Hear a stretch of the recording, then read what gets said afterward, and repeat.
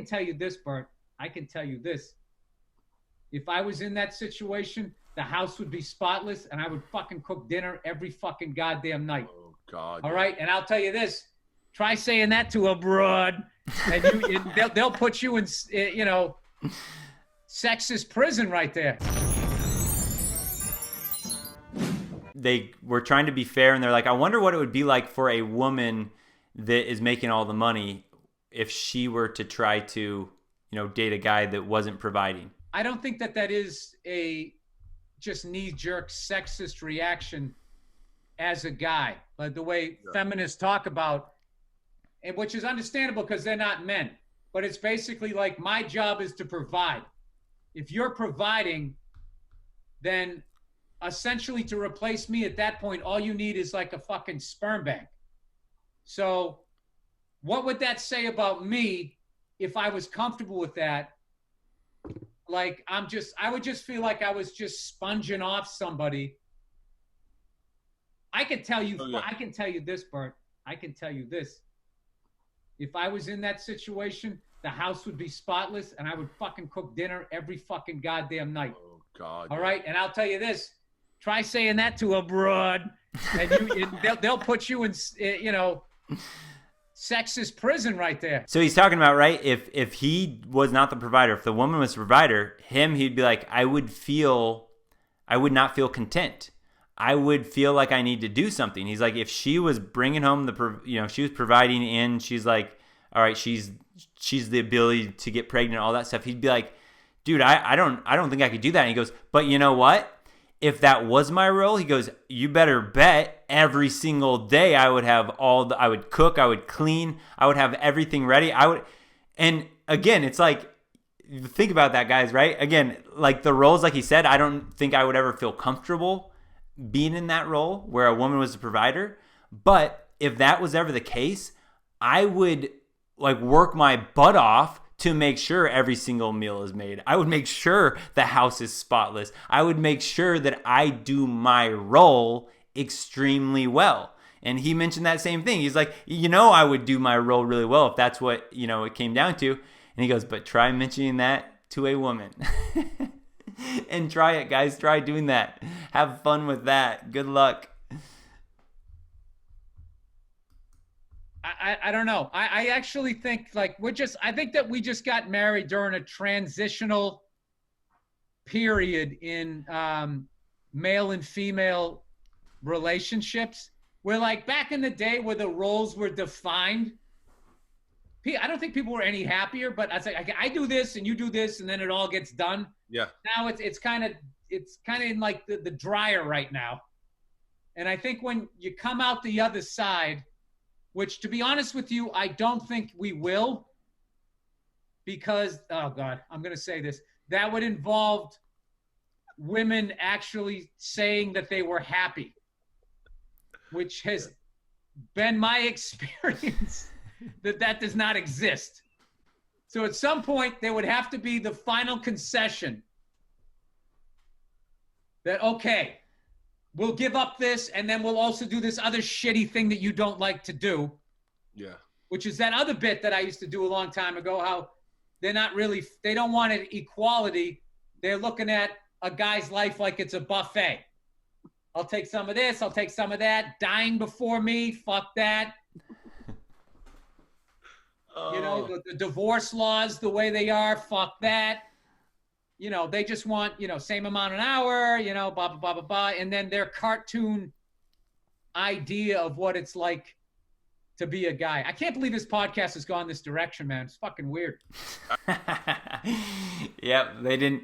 You could tell, right? They were trying to stay as PC as possible. And guys, again, I think about it, right? Think about these guys. These guys were at one point stallions out on the loose, and I got to be honest, right? If I ever got married, don't worry, guys, no plans to do that. But if I ever got married, I feel like I would be I know what it's like to be out there and not having rules for things and all that stuff. So I feel like if anything, I would try my best to not get myself into boiling water if I was going to put a podcast out on the internet for everyone to listen to, while also trying to drop truth bombs. And again, guys, take it for what you want, but I believe that they're doing a good job. Maybe these guys definitely were like, yeah, I'm going to do it. They got married. We did that whole live stream on how hard it is to escape the plantation because, right, you're going to search for something else, right? These guys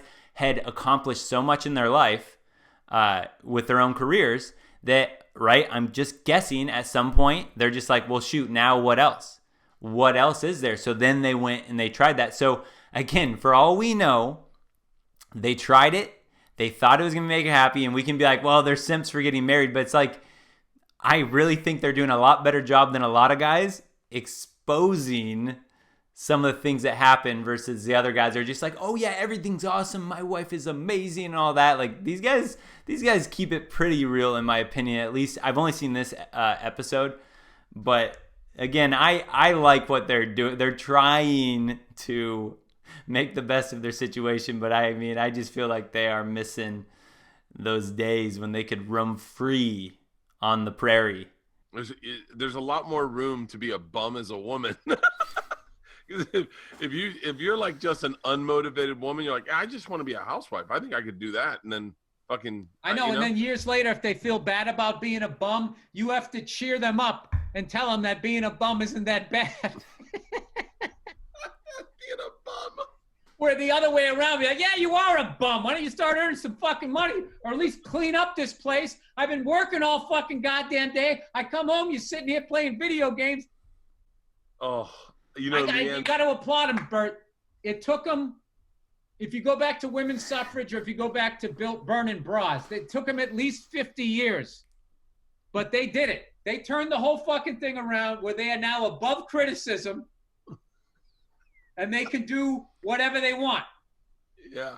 And you can do what you're supposed to do and put 25 grand on a table and have that fucking knocked down the way the old housewife busted her ass all week. And then the guy comes home to a steak dinner and he sits down, takes a bite. Christ, you cooked the shit out of it. You cooked the shit out of it. Yeah. So. All right, then they went to the sponsors. I have one more thing to show you guys from this. Oh, man. And I've seen a lot of your guys' comments here. I just want to pull some of these up because I saw...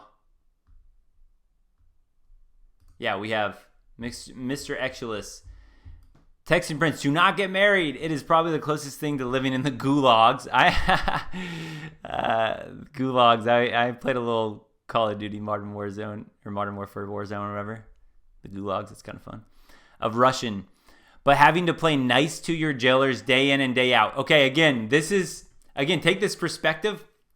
What we just heard from them, what they just said in that last one is they're like, if you're a woman and you want to be a bum, you could just be lazy and you could just go, well, maybe I want to be a housewife and that's acceptable. That's what they were talking about. There's a lot more room to be a bum as a woman. if you're like just an unmotivated woman, you're like, I just want to be a housewife. I think I could do that. And that goes back to the whole like men are born poor, women are born rich aspect. Right? See, right? These guys are exposing red pill truths even though they're not using the same language. But they're saying it kind of like it is. He's like, yeah, you could just be a woman and be a bum if you wanted to, but as a man, like there's no way you could do that. And we know that. We know that that's we know that's true. But yeah, I mean, look at this. And then right after that, we had Chad Hart. When I was married, it always felt like the ex-wife was trying to turn me into a pussy. Come to find out, she was. And relate this back to what Bill Burr mentioned about the paycheck thing.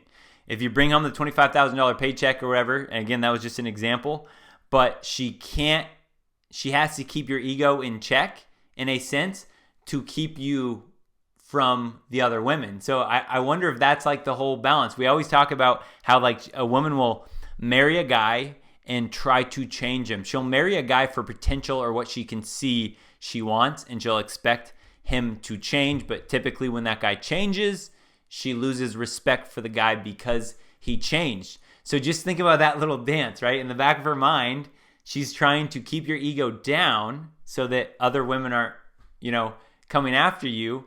But at the same time, if she puts your ego too far down, she's all of a sudden not attracted to you. It's like, think about that for the lose-lose. You have to constantly be battling that. Can it be done? I'm sure. Do I want to be the one that does it to prove that? No. Yeah, see, Adam, I tell you, when I was a kid, the happiest women I remember were housewives and mothers, and were at home baking.